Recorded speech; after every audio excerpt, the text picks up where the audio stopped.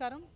ఇవాళ నిమ్స్ హాస్పిటల్లో మరి నిజామాబాద్కి సంబంధించినటువంటి ఎక్సైజ్ కానిస్టేబుల్ గారు సౌమ్య గారిని చాలా దారుణంగా స్మగ్లర్స్ గంజాయి స్మగ్లింగ్ చేసే ముఠా నిజామాబాద్ నడి పట్టణంలో దారుణంగా కారుతో గుద్ది యాక్సిడెంట్ చేసి మళ్ళీ కార్ రివర్స్ చేసేటప్పుడు కూడా అమ్మాయి శరీరం మీద నుంచి కార్ రివర్స్ చేసుకొని వెళ్ళిపోవడంతో చాలా క్రిటికల్ కండిషన్లో ఇవాళ అమ్మాయి ఇక్కడ నిమ్స్ హాస్పిటల్లో చేరి ఉన్నటువంటి సందర్భాన్ని మనం గమనిస్తూ ఉన్నాం.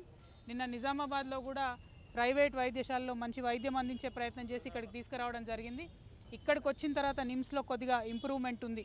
కాకపోతే ఈ ఘటన ఎంత బాధాకరం అంటే ఎక్సైజ్ పోలీసులు అంటే గంజాయి మాఫియాకి డ్రగ్స్ మాఫియాకి ఏమాత్రం కూడా భయం లేదు అని చెప్పడానికి ఇది ఒక పెద్ద నిదర్శనం. మరి ఈ ప్రభుత్వం అధికారంలోకి వచ్చినప్పుడు డ్రగ్స్ ఫ్రీ సమాజంగా చేస్తామని చెప్పారు.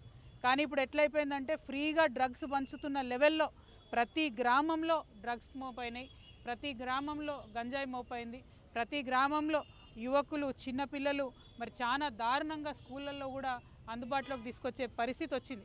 దీనివల్ల డైరెక్ట్గా బాధపడేది మా ఆడబిడ్డలే. ఏదేమైనా గృహహింస పెరుగుతున్నది, ఆడవాళ్ళ పట్ల అసభ్యంగా ప్రవర్తించేటటువంటి కల్చర్ పెరుగుతున్నది. వీటన్నిటికీ డ్రగ్స్ నాందిగా ఉన్నాయి. కాబట్టి మరి ప్రభుత్వం ఇప్పటికన్నా మత్తు వదిలి నిద్రలేచి వారి యొక్క ప్రతాపాన్ని చూపించి డ్రగ్స్ని అరికట్టాలని చెప్పి నేను డిమాండ్ చేస్తూ ఉన్నాను.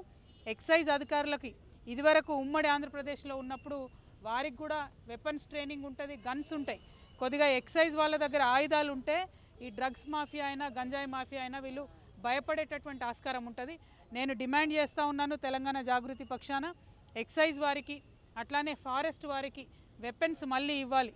వారికి ట్రైనింగ్లోనే వారికి శిక్షణ ఇస్తారు, కానీ వారి దగ్గర వెపన్స్ లేకపోవడంతో ఈ స్మగ్లర్లకు డ్రగ్స్ పెడ్లర్లకు అరాచకాలు ఎక్కువైనాయి. కాబట్టి వెపన్స్ ఇవ్వాలని చెప్పి నేను డిమాండ్ చేస్తున్నాను. మరి తెలంగాణ జాగృతి నాయకులకు కార్యకర్తలకు మేము పిలుపునిస్తూ ఉన్నాం. ఎక్కడికక్కడ గ్రామాలలో జిల్లాలలో కూడా డ్రగ్స్ మహమ్మారి పెరిగిపోతూ ఉంది. కాబట్టి మీరు చాలా షార్ప్గా ఉండండి. మరి పోలీస్ వాళ్ళకి ఎక్కడికక్కడ సమాచారం అందించండి. దయచేసి యువతలో మంచి దృక్పథాన్ని పెంపొందించే ప్రయత్నం మనం చేద్దామని ఈ సందర్భంగా తెలియజేస్తూ ఉన్నాను. Thank you. జై తెలంగాణ. కండిషన్ క్రిటికల్గా ఉంది. కుటుంబ సభ్యులనైతే నిజామాబాద్ మేము మళ్ళీ ఒకసారి కూడా వారిని ఆదుకుంటాం, జాగృతి తరఫున అండగా నిలబడతామని చెప్పాం. ప్రభుత్వము డిపార్ట్మెంట్ వైద్యం అందిస్తూ ఉన్నారు. కానీ అసలు ఒక గంజాయి స్మగ్లింగ్ చేసే ముఠాకి మేము ఎక్సైజ్ కానిస్టేబుల్ ఢీ కొట్టచ్చు అనే ధైర్యం వచ్చింది అంటేనే యాటిట్యూడ్ చాలా మారిపోయినట్టు అర్థం, విచ్చలవిడితనం పెరిగిపోయిందని అర్థం.